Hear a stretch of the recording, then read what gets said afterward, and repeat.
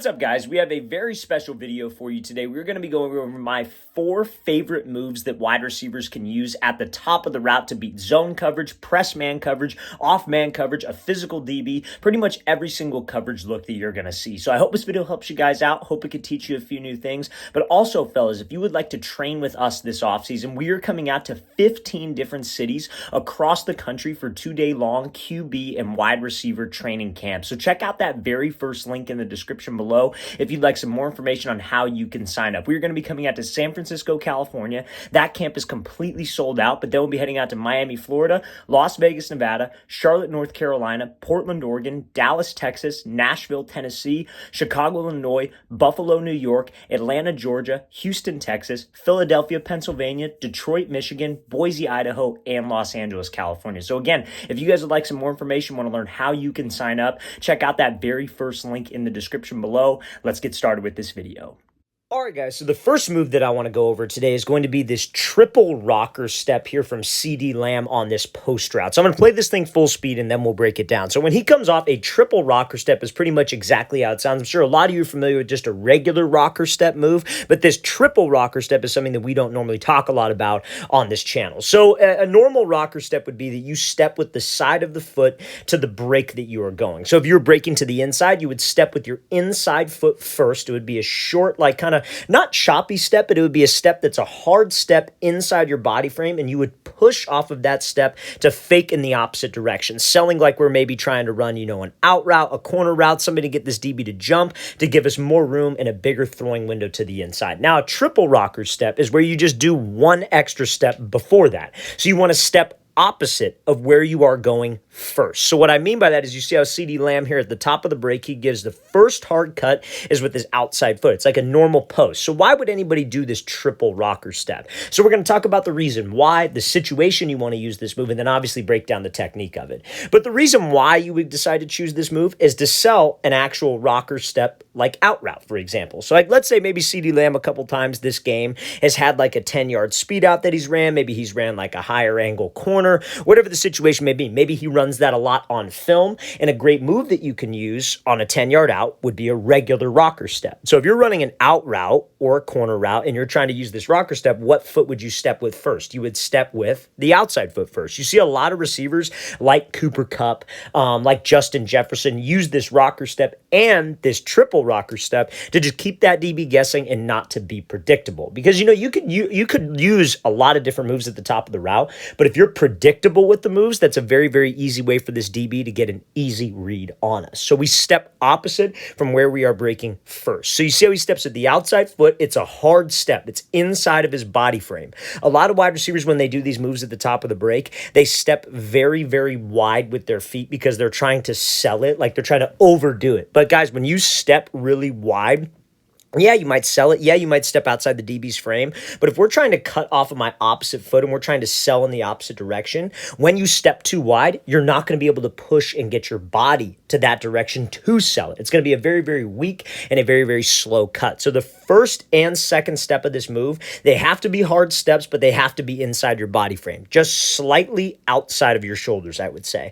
And when you cut, we want to make sure that we are on an explosive part of my foot. Ball of the foot and middle arch of the foot is the only part of the foot that should have some weight. Can your heel touch the ground? Absolutely, but the heel does not need to touch the ground first. All that will cause is your leg to hyperextend, and we will lose push and we will lose explosion into the next part of this cut. So he steps inside of his body frame. He pushes to the second step. That step is still inside of his body frame. And then we are trying to fake like we're doing this rocker step out route. So this is the step that matters. This is the step that we can over exaggerate, maybe step a little bit wider and really focus on selling with my hips and with my shoulders. So I like this move, honestly, on a post route when we have a DB who is either head up coverage, or maybe he's shaded a little bit to the outside.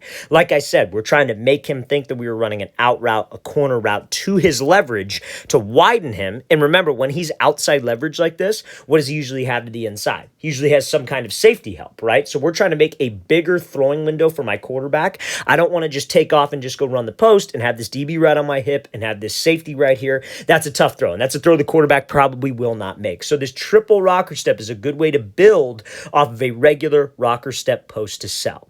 Now, like I was talking about with the upper half, one last thing, something that could help you is you guys want to think of your upper body as loose. Your lower body wants to be explosive. You want to step hard. You want to have some twitch, but that upper body should be loose because a disciplined DB whose eyes are on your hips, if you can't sell this move with your hips and you're just simply leaning with your shoulders, leaning with your head, that's not enough to get this guy to bite. You almost have to think of it like your hips are separate from your lower body.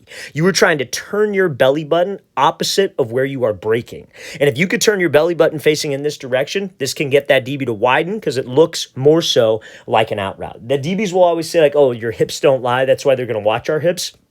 As a receiver, you should take that to our advantage. We should think, how can I sell this move with my hips? 2 quick steps inside the frame, sell with the third, sell with the hips to get that separation. So let's play this thing again, full speed one more time. Great example of a triple rocker step move here from CeeDee Lamb. Now, next example here is going to be a move called a vertical set. So a vertical set is a great way to get separation against a zone coverage DB. This is one of the best moves that you could use against a zone coverage DB when you have to run a route like an inside breaking route, like maybe even a post, maybe a dig, maybe a curl, a stop route, and sometimes you could honestly use it on a comeback, but it builds off of a fade route. So you have to think about this, like when you have zone coverage, like on every route, guys, if you're running a 3-step slant or you're running like, let's say a 15-yard post, for 15 yards or for the 3 steps on this, what are we trying to sell? We were trying to sell vertical. We were trying to make this DB think that we were running a fade. Now, there's more than one way to sell the fade, right? There's more to it than just running hard, running in full stride, having good body language. The moves that you would use on a fade route is a great way to actually sell the fade route, especially against this zone coverage look. And that's where the vertical set move comes into play. I think this is a move that all wide receivers who play on the outside should do. So let's watch what A.J. Brown does here. He comes off the ball, he gives a hard fake inside, then he gets to the blind spot. That hard cut to the inside is the vertical set that gets us to the blind spot. So remember, we got to think, how would you run a fade route versus this zone coverage DB? He's outside shade and you have to run a fade. A lot of guys, what they would do is they would just take off and go run the fade.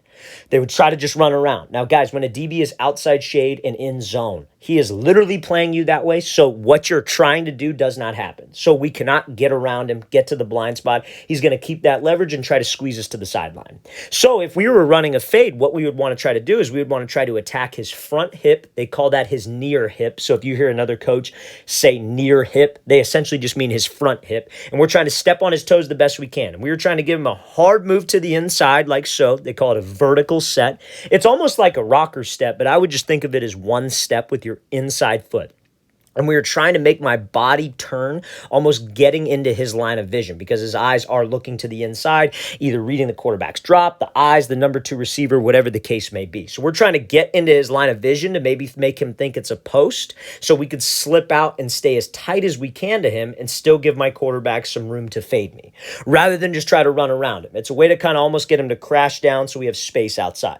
So if I have to run a route like a stop route or maybe even like a comeback, even a curl, a post, a dig, like we said, this is a very creative way to sell fade. Because like if you had to run, for example, like just like a regular stop route and you were to say, hey, I'm just going to go attack his blind spot, try to get him to bail out of there, then put the brakes on and stop, that wouldn't necessarily be wrong. This is just a more creative way to do it because guys, great receivers know how to pair their releases and pair their routes together. They know how to make their stop route look exactly like the way they run their fade route in terms of different coverage looks. So he comes up, he gives this vertical set, and then where does he run? He runs to the blind spot. But it looks more so like how this DB has either seen him on film, run a fade route, we get to the depth, we break it off, and then we got separation. This is a lot of separation, especially at this NFL level where you got quarterbacks who can put the ball wherever they want it. So that is just strategic route running there, you guys. And it's not like A.J. Brown's just faster than this guy. He's a big dude, so he's a vertical threat, obviously. It wasn't like his vertical set was a really good move either. He just knows how to structure the route. It's all about deception. Can you make one route look like another route? And if you were unpredictable like this, it is very, very hard for a DB. You got to understand, put yourself in a DB's shoes. He is playing a guessing game 24/7. And if you were making your routes look the exact same, he literally has no clue of how to anticipate what we were doing. He's got to rely on his technique, and that means that if our technique is better than his, we should win every single time. So now, This next release, again, builds off of a move that you guys would use on a slant route versus like an inside shade press coverage DB. So I call this like a diamond release crossover, if you will. I'm sure there's another name for it. This looks a lot like a stutter go, but I think it's more so of like a diamond release and a fake to the inside than a stutter go. But I'm going to play it full speed so you guys kind of get what I'm saying. But this is a great way to pair your releases off the line. Not just top of the route, pair your releases together off the line. So he comes off the ball, attacks to the outside, almost makes it look like he's doing this diamond release to get that DB to sit, and then all we need is just a step of separation. Guys, like every single NFL quarterback is talented, especially at this level. Even in college, they could put the ball on a dime where they want the ball to go, especially at the NFL level. We just need a yard. We just need 2 yards. Make it easy for that quarterback because this is all the separation that we need. We don't need to break this guy's ankle every time. We just need a step or two. And that's how we get more opportunities as a receiver. That's the whole purpose of getting separation in the first place, so we can get more opportunities. Because we're only as good as the opportunities that we get at the receiver position. So we come out here. Now, remember, like I said, this is a move that builds off of how you'd run a slant versus this coverage. So you have inside shade. You have to run a slant route, let's say. What would you do? Let's say it's a 3-step slant, right? 3-step slant. You would attack this DB's outside shoulder and outside hip for 3 hard steps. The goal would be to get him to open up the gate and make him think that we were running a fade, and then we slip underneath him. You maybe throw him by with your inside arm. You swat him by and go. So that's what we're trying to make it look like. So he gives a little hesitation move to the outside, then he goes 1, 2, 3, and puts the brakes on like he's going to slip underneath. DB doesn't open up his hips. He's staying disciplined. He's thinking that it's a slant, right? And again, like I said, DBs are smart, especially as you get to the next level of the game.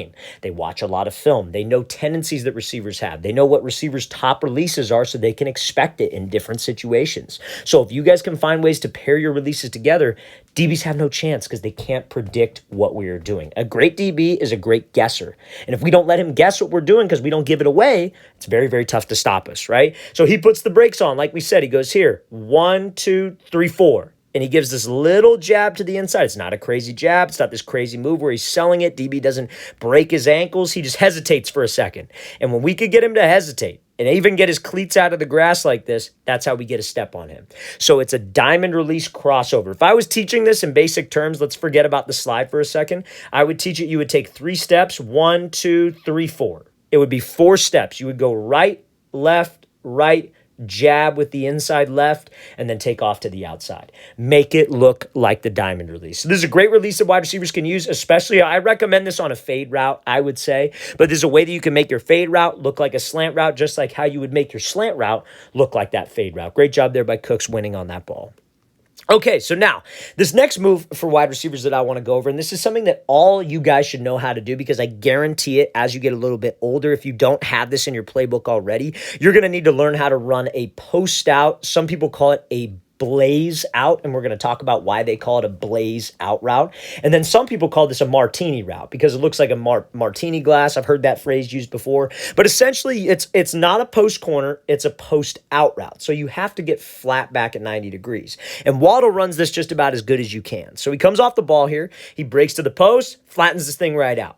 Blaze out. So the blaze out is when you are taking 3 steps, 1, 2, 3 on your out route break. Now, if you're running a post corner, you're just taking 1 step to the corner break, right? If you're running a post out, I have seen people take a 1 step, and I mean, you know, that's fine, I guess you could say. I feel like it's a little bit unrealistic to get back at 90 degrees sharply without taking 3 steps. So if you ever hear that term blaze the out route, that means that we are taking 3 steps, and it's usually a post out. Some people do this at like 5 yards. Some people will do this a little bit deeper at like 10 to 12, like this example. So on this route, it's no different than a post corner. When you guys break to the post, we have to sell this thing because we were trying to get this DB to crash down on the post. So the first thing that snaps around have to be your eyes. DB shouldn't be looking at your eyes though. So I don't think that's most important, but I think that's the first thing that should snap around. But the most important is your hips and your shoulders committing to the post. A lot of people, what they will do on this post out or blaze out is they will cut and that shoulder and that hip start to turn back to the out route because it's a tougher break because there's receivers so anxious to get out of this thing, but that doesn't sell it. Guys, you have to snap your eyes inside. You got to commit your hips, commit your shoulders, and you got to run with good stride. A lot of times people will do this post out, they'll cut and their strides will not go anywhere. They'll take 3 choppy steps, then blaze the out, then come out. That doesn't sell it. DBs are taught to look for a change in stride when expecting a double move. So when he breaks to this post, bam, long strides, gaining ground on that 3rd step. He's dropping his hips. He's getting low. He pivots the 2nd step, hooks the 3rd step, and then he's out of there. I think he could have gotten a little bit lower at the break point, which is why he is stumbling. It's always a good rule of thumb, fellas, that on this blaze out, when you hit your 3rd step, because it's off your 3rd step, you break here, 1, 2, 3, you get low. It's almost like you're snapping down. He's a little bit tall on this. You guys want to think of it like you're sitting your butt down to 90 degrees and you're trying to take your chest and touch your quad. And if you can do that, that's a good position to decelerate and get you out of this thing with that pivot and hook step. So a blaze out, post out, martini route, however you want to talk about it, is a great move that I think all wide receivers need to learn, or a great route all wide receivers need to learn, because you will eventually have to run that in your playbook.